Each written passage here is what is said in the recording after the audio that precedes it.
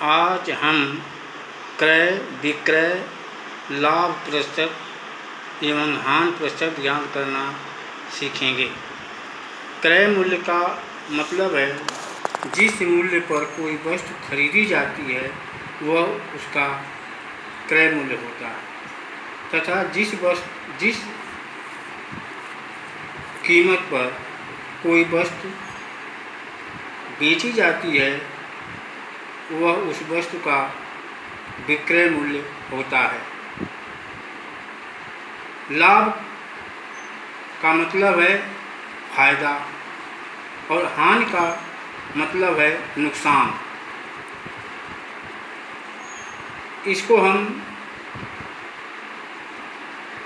उदाहरण द्वारा जो है समझेंगे। उदाहरण पहला है, मोहन एक पुराना रेफ्रिजरेटर 2500 रुपये में खरीदा। उसने 500 रुपये उसकी मरम्मत पर खर्च किए और 3300 रुपये में बेच दिया। उसका लाभ अथवा हानि प्रतिशत ज्ञात कीजिए। इस प्रश्न में क्रय मूल्य बराबर 2500 धन 500 बराबर 3000। कभी कभी जो अतिरिक्त खर्चे होते हैं जैसे मरम्मत पर, श्रमिकों पर या परिवहन पर, उसको हम क्रय मूल्य में जोड़ते हैं। तो क्रय मूल्य हो जाएगा 2500 धन 500 बराबर 3000 रुपये। विक्रय मूल्य बराबर 3300 रुपये। यहाँ विक्रय मूल्य क्रय मूल्य से अधिक है, इसलिए लाभ बराबर होगा विक्रय मूल्य ऋण क्रय मूल्य। विक्रय मूल्य ऋण क्रय मूल्य, इससे दो सूत्र और प्राप्त होंगे। क्रय मूल्य बराबर विक्रय मूल्य ऋण लाभ और विक्रय मूल्य बराबर क्रय मूल्य धन लाभ।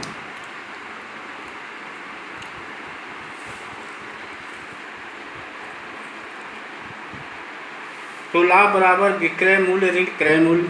अब विक्रय मूल्य है 3300 रुपये, ऋण क्रय मूल्य है 3000 रुपये। तो 3300 ऋण 3000 बराबर 300 रुपये। अब हम ऐच्छिक नियम से 3000 रुपये क्रय मूल्य पर 300 रुपये का लाभ होता है। लाभ हानि या प्रतिशत लाभ हानि हमेशा क्रय मूल्य पर ज्ञात करते हैं। तो चूँकि 3000 रुपये क्रय मूल्य पर 300 रुपये का लाभ होता है, इसलिए 1 रुपये पर लाभ बराबर 300 बटे 3000। इसलिए 100 रुपये पर लाभ बराबर 300 गुणे 100 बटे 3000। 2 जीरो इस 2 जीरो से कट गया, 1 जीरो इस जीरो से कट गया, तो 30 बटे 3, 3 दहाई 30 बराबर 10%। अतः लाभ प्रतिशत बराबर 10%। यहाँ हमको एक सूत्र प्राप्त होगा प्रतिशत लाभ या लाभ प्रतिशत। यहाँ से सूत्र प्राप्त होगा लाभ प्रतिशत बराबर 300 क्या है, लाभ गुणे 100 बटे 3000 क्रय मूल्य। तो हमको सूत्र प्राप्त हुआ लाभ प्रतिशत बराबर लाभ गुणे 100 बटे क्रय मूल्य। हम दूसरा उदाहरण को समझेंगे। रितु ने 2 पंखे 1200 रुपये प्रति पंखे की दर से खरीदे। उसने एक पंखे को 10% हानि से तथा दूसरे पंखे को 5% लाभ से बेचा। पूरे लेन देन में लाभ अथवा हानि प्रतिशत ज्ञात कीजिए। तो सबसे पहले हम पहले पंखे का क्रय मूल्य बराबर 1200 रुपये। एक पंखा 10% हानि से बेचता है। 10% का मतलब है 100 रुपये + 10 रुपये। तो ऐकिक नियम से हम ज्ञात करेंगे। क्योंकि 100 रुपये पर 10 रुपये की हानि होती है, इसलिए 1 रुपये पर हानि बराबर 10/100, इसलिए 1200 रुपये माने 1200 रुपये पर हानि बराबर 10/100 गुणे 1200। सरल करेंगे इसको, ये 2 जीरो इस जीरो से कैंसिल हो गया, तो 12×120 रुपये। 120 रुपये हानि हुई और पंखे का क्रय मूल्य है 1200 रुपये। तो पहले पंखे का विक्रय मूल्य हो जाएगा 1200 माने 1200 ऋण 120 बराबर 1080 रुपये। ये पहले पंखे का विक्रय मूल्य हुआ। इसी प्रकार हम दूसरे पंखे का विक्रय मूल्य ज्ञात करेंगे। तो दूसरे पंखे को 5% लाभ पर बेचता है। तो ऐकिक नियम से 5% का मतलब है 100 रुपये पर 5 रुपये लाभ होता है। तो 100 रुपये पर 5 रुपये लाभ होता है, इसलिए 1 रुपये पर लाभ बराबर 5/100, इसलिए 1200 रुपये पर लाभ बराबर 5/100 गुणे 1200। फिर इसको सरल करेंगे, 2 शून्य इस शून्य से कट गया, 12 गुणे 5 बराबर 60 रुपये। 60 रुपये लाभ हुआ। तो दूसरे पंखे का विक्रय मूल्य होगा क्रय मूल्य धन लाभ। तो क्रय मूल्य है 1200 रुपये धन 60 बराबर 1260 रुपये। अब हम दोनों पंखों का क्रय मूल्य, अब दोनों पंखों का क्रय मूल्य बराबर होगा 1200 धन 1200 बराबर 2400।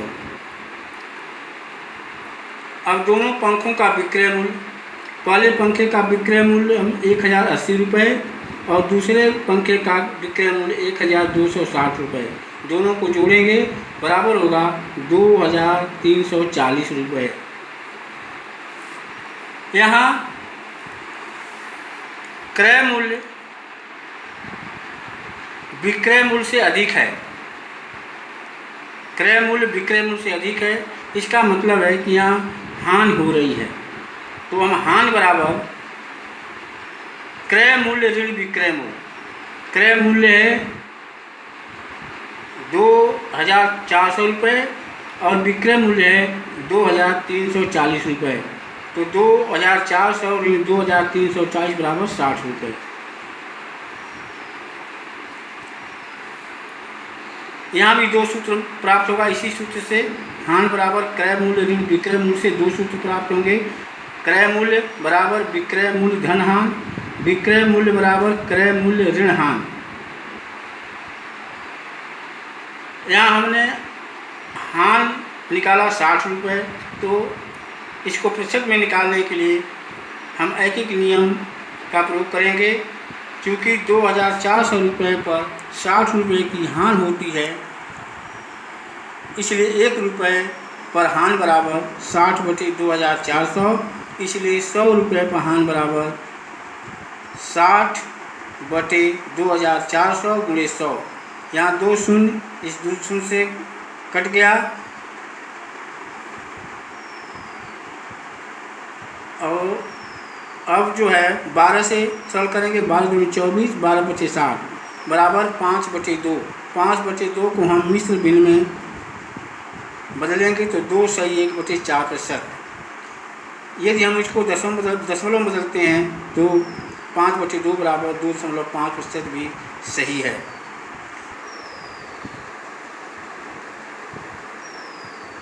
अब हम बिक्री कर